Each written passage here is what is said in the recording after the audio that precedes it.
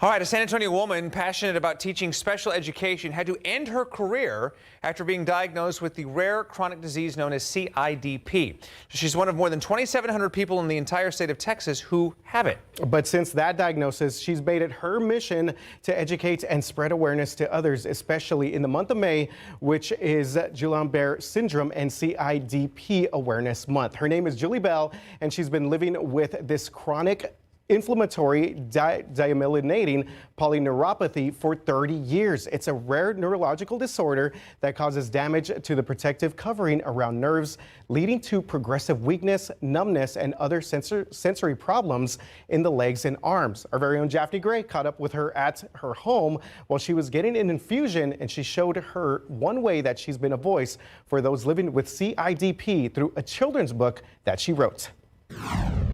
Bree is just like me, and this is about a tiny turtle.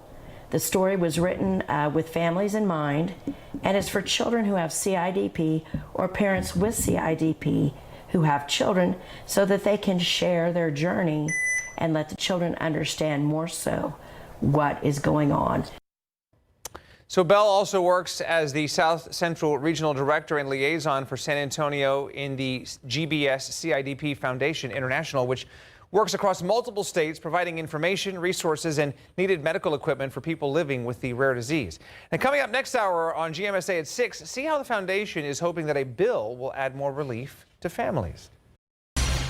Coming up on 6:14 on this Thursday morning, welcome back to GMSA. Well, May is GBS CIDP Awareness Month, and a retired special education teacher is going over and beyond to educate others about this chronic disease that she's lived with for 30 years. Julie Bell was diagnosed with chronic inflammatory demyelinating polyneuropathy, or CIDP, and is one of over 2,700 people in Texas who has this. She has lost her motor functions in her hands and struggles to walk and will soon be in a wheelchair.